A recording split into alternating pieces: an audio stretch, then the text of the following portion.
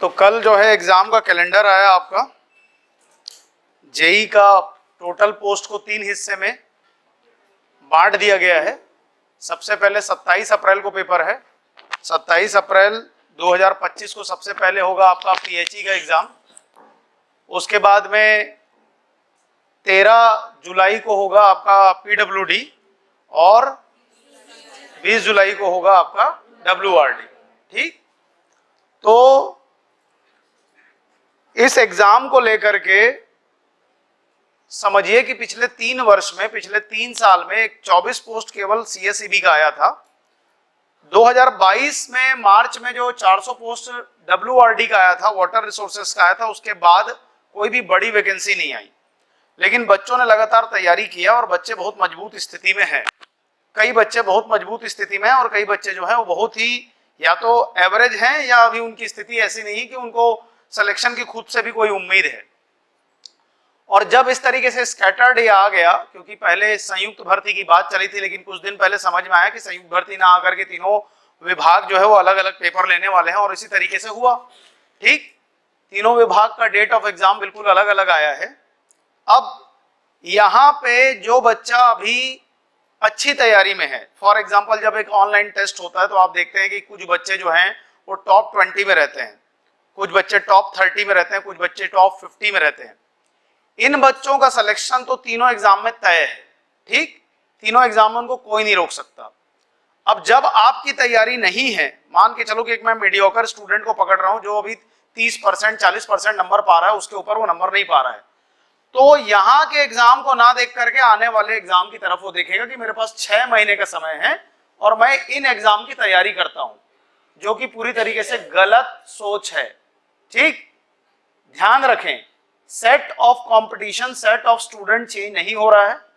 इसी छत्तीसगढ़ में civil engineering के 15 से 20 हजार बच्चे जो कि एग्जाम देते हैं, 1000-2000 बच्चे उसमें से सीरियस रहते हैं। उन्हीं 1000-2000 बच्चों के बीच with in a gap of 2 to 2.5 महीना, 2 से 2.5 महीने के अंतर में ये तीनों एग्जाम हो रहा है। ठीक है, उसमें 10-20% सिलेबस का अंतर होगा, 10-20% से ऊपर नहीं होगा, क्योंकि विभागीय वो ज्यादा डालेंगे। यहाँ पे पीडब्ल्यूडी वाला सिलेबस ज्यादा हावी रहेगा, वहां पे इरिगेशन वाला सिलेबस ज्यादा हावी होगा, यहाँ पर आपका एनवायरमेंट हो गया, इस तरीके के सब्जेक्ट जो है वो ज्यादा हावी होंगे।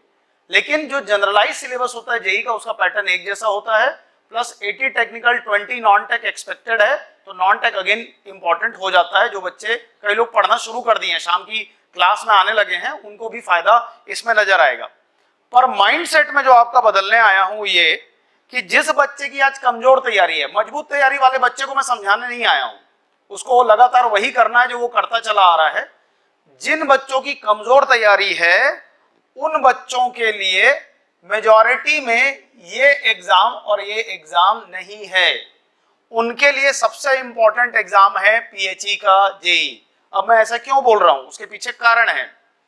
क्या कोई बच्चा जो तीनों एग्जाम में सेलेक्ट हुआ, सपोज उसको पीडब्ल्यूडी का पोस्ट मिल रहा है, उसको छोड़ करके वो पीएचई की सीट को रिटेन करेगा क्या? करेगा क्या? अगर तीनों एग्जाम अलग अलग डेट पे हुए तो सीक्वेंशियली अगर इनकी काउंसलिंग और पोस्टिंग आई तो डेफिनेटली सबसे पहली पोस्टिंग 118 पोस्ट की आएगी। कोई छोड़ेगा क्या कि मेरा पीडब्ल्यूडी का पेपर अच्छा गया तो मैं इसको छोड़ देता हूं? कोई नहीं छोड़ेगा। वो बच्चा क्या करेगा? ज्वाइन करेगा। पर जिन 118 बच्चों ने यहाँ पे ज्वाइनिंग की होगी, सामान्य, ओबीसी, एससी और एसटी सब मिला करके कम से कम मिनिमम 60 बच्चे ऐसे होंगे जो भविष्य में इसको क्विट करेंगे और या तो ज्वाइन करेंगे किसको? पीडब्ल्यूडी को, या ज्वाइन करेंगे किसको? डब्ल्यूआरडी को। तो पीडब्ल्यूडी और डब्ल्यूआरडी में जो मेरिट लिस्ट बनेगी उसके पीछे खसकने की संभावना बहुत कम है। लेकिन यहां जो 118 लोग ज्वाइन करेंगे, ये कम से कम 60 से 70 पोस्ट इसका वेटिंग आगे चल करके क्या होगा? क्लियर होगा। मेरी बात समझे?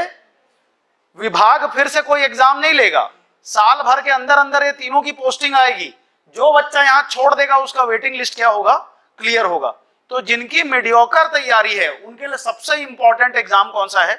पहला एग्जाम, दैट इज आपका पीएचई का एग्जाम। अब आपकी मध्यम तैयारी आपको पता कैसे चले? अगर आप टेस्ट सीरीज में 50% 60% के आसपास अभी हैं तो आपको अब मेहनत करना फिर से क्या कर देना चाहिए? शुरू कर देना चाहिए।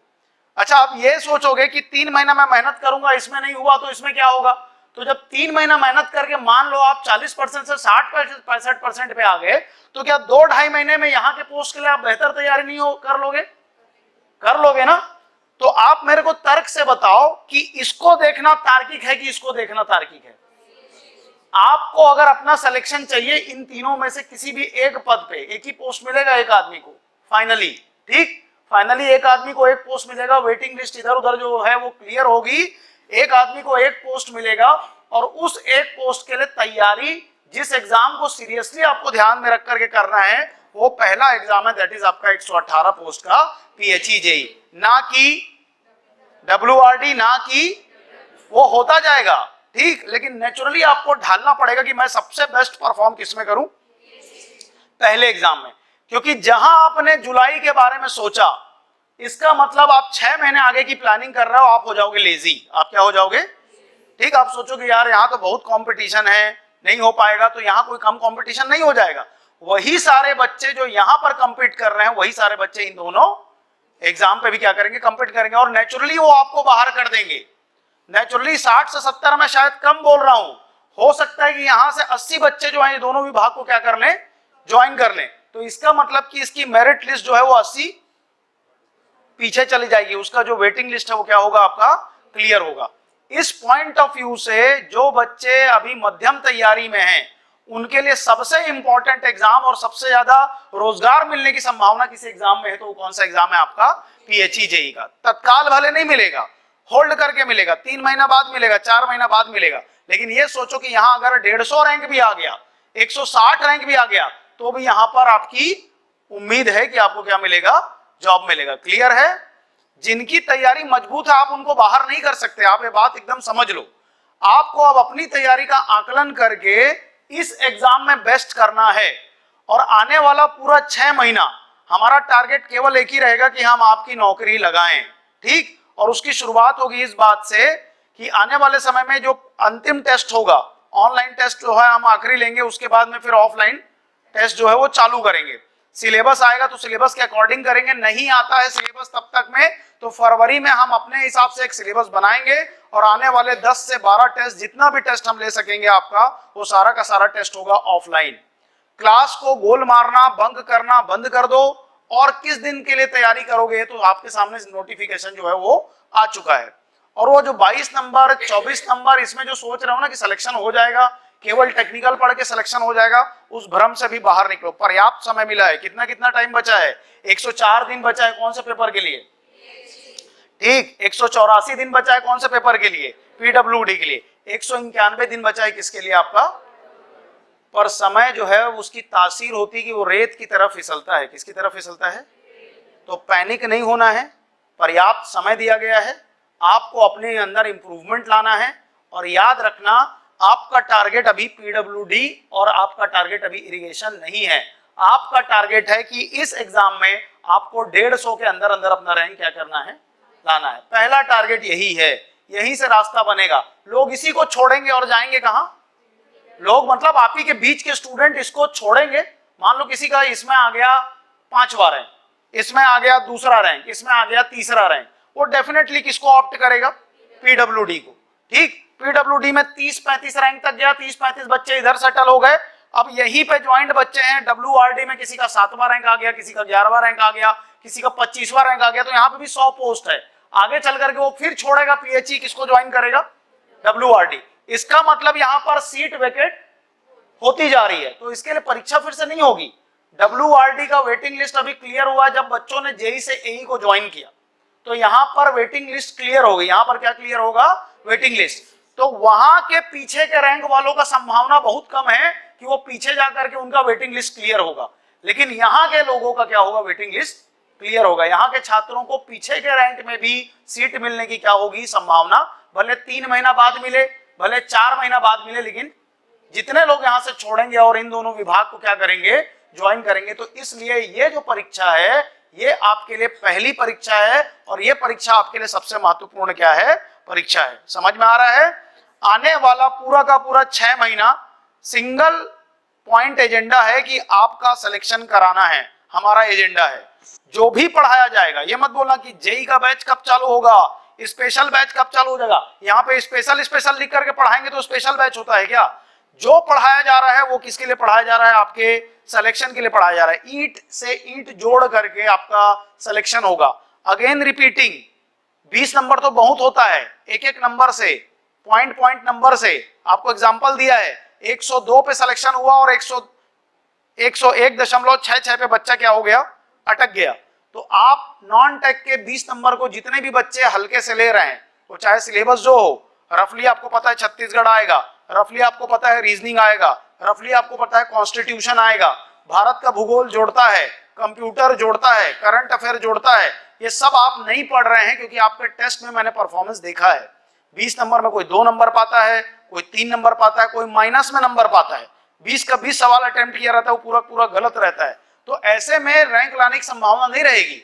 आपको वो 20 नंबर को भी पढ़ना है, 80 नंबर को भी पढ़ना है। हाँ, अगर मान लो कि नहीं देता है, नोटिफिकेशन आया और नॉन टेक्निकल पूरी तरीके से हटा दिया, जो कि बिल्कुल हाइपोथेसिस है, ऐसा करना संभव नहीं दिखाई देता, तो भले आप मत पढ़ो। लेकिन आज की स्थिति में कोई भी पैटर्न ऑफ एग्जाम उठा लो, एसएससी उठा लो, सीजीपीएससी उठा लो, कहीं का जेई उठा लो, अदर स्टेट का जेई उठा लो, कोई भी ऐसा पेपर नहीं बचा है जिसमें टेक्निकल के साथ में नॉन टेक को ऐड नहीं किया जाता। तो आप नॉन टेक से अगर भाग रहे हैं, आपका अगर नॉन टेक में नंबर नहीं आ रहा है, तो तीनों एग्जाम में कहीं पे भी चांस नहीं है सिलेक्शन होने का। ये बात बिल्कुल समझ लो, ठीक। अगर उस सिलेबस को डाइल्यूट करता है, सपोज हम अभी पूरा का पूरा नॉन टेक पढ़ रहे हैं, तो डेफिनेटली जो सिलेबस देगा उसके बाद केवल उतनी ही चीजें पढ़ाई जाएंगी नॉन टेक के क्लास में जो कि उस सिलेबस में मेंशन है। 30 दिन पहले, 45 दिन पहले, 60 दिन पहले, जब हमको सिलेबस मिल जाएगा, टेक और नॉन टेक में केवल उसी पे हैमर किया जाएगा। पर अभी भी जो पढ़ाया जा रहा है, जैसे भारत का भूगोल पढ़ाया जा रहा है, करंट अफेयर पढ़ाया जा रहा है, छत्तीसगढ़ पढ़ाया जा रहा है, टेक्निकल में आरसीसी पढ़ाया जा रहा है, ये सब आपके सिलेबस का क्या है? हिस्सा है। तो कुछ भी ऐसा मतलब आउट ऑफ द ब्लू जाकर के आपके हाथ में नहीं लग जाएगा कि ये छोड़ दो और ये पढ़ लो। पढ़ना सब यही चीजें हैं। जिस दिन वो सिलेबस देगा उसके बाद फिल्टरिंग का प्रोसेस क्या होता है? शुरू होता है। पर आपकी तैयारी चालू होती है आज से। अपनी कमजोरियों का आकलन करो और ये दोनों एग्जाम मत देखो। पहला एग्जाम कौन सा देखो? PHE JE. अगर आपका परफॉर्मेंस यहाँ अच्छा है तो यहाँ अच्छा ऑटोमेटिकली हो जाएगा। और मान लो थोड़ी कमी रह जाती है, इसमें रैंक 160 170 में भी आ जाता है, तो भी चांसेस है कि आपको पीएचई जेई का पोस्ट क्या हो जाएगा? मिल जाएगा। जबकि यहाँ पर 160 170 रैंक में कोई चांस नहीं है, यहाँ पर 160 170 रैंक में कोई चांस नहीं है, यहाँ पर 160 170 रैंक में सीट मिलने की क्या है? आपको संभावना है। अगेन रिपीटिंग, जो बच्चे मध्यम तैयारी के हैं, 50% 40% नंबर पा रहे हैं, वो अगर 70% तक ले आते हैं तो उनके चांसेस ज्यादा हो जाएंगे कि इसमें सेलेक्ट होने के आगे आपके पीएचई जेई में। ठीक ठीक है, तो पढ़ोगे और क्लास करोगे रोज कि गोल मारोगे? अभी तुम लोग इतना अच्छे से हाँ बोलते हो ना, कभी कोई विरोध नहीं करते, एकदम निष्क्रिय विरोध है तुम लोगों का, एकदम निष्क्रिय विरोध, बोलते रहो। लेकिन अब क्या है ना, बहुत क्रूशल मोमेंट आ गया। अब आप मेरे लिए मत बदलो, मैडम के लिए मत बदलो, अब आप किसके लिए बदलो? अपने आप के लिए आपको क्या करना पड़ेगा? बदलना पड़ेगा। ठीक, तो काउंट डाउन आज से चालू होता है। जो कमियां हैं, जो लापरवाहियां कर रहे हैं, सबको बदलें। आपको अपने अंदर सुधार लाना है। ठीक, अच्छा वो मतलब सरकार को गरिया के कि अरे संयुक्त भर्ती हो जाता तो मेरा भी सिलेक्शन हो जाता, ठीक है गरिया लो, लेकिन आप कर क्या सकते हो? सरकार से लड़ नहीं सकते, पहली बात। दूसरी बात, जो चीज आपके कंट्रोल में नहीं है उसको आप बदल नहीं सकते। तार्किक तो यही होता कि तीनों का एग्जाम एक साथ इनको क्या करना था? लेना था। लेकिन अब नहीं लिए तो उसके लिए आप सिर पटके मैं पटकूं, कोई मतलब नहीं है। अब यही कर सकते हैं कि अपना पहला और आखिरी एग्जाम मान करके देना है किसको? पीएचई जेई को। ऑटोमेटिकली आपका वो जुलाई वाला पेपर क्या हो जाएगा? अच्छा हो जाएगा। जुलाई का पेपर देखोगे ना तो उसके आगे का जुलाई देखना पड़ जाएगा। जुलाई का एग्जाम देखने वाला बच्चा बोलेगा अब वैकेंसी कब आएगा? क्यों? क्योंकि उसका जुलाई वाले में भी सिलेक्शन होने वाला नहीं है। जुलाई वाला पीडब्ल्यूडी और इरिगेशन टफर पेपर होगा, पेपर के दृष्टिकोण से नहीं, उसमें जगह बनाने के दृष्टिकोण से वो ज्यादा कठिन होगा। पीएचई में आपका रैंक पीछे भी आ रहा है तो भी संभावना है कि आपको सीट क्या हो सकती है? मिल सकती है। ठीक, क्लास गोल मत मारना। क्लास गोल मारते हुए जो पाया जाएगा फिर उसको जुर्माना लगेगा। क्या लगेगा? ठीक, जुर्माना लगेगा सिलेक्शन का, सिलेक्शन नहीं होगा।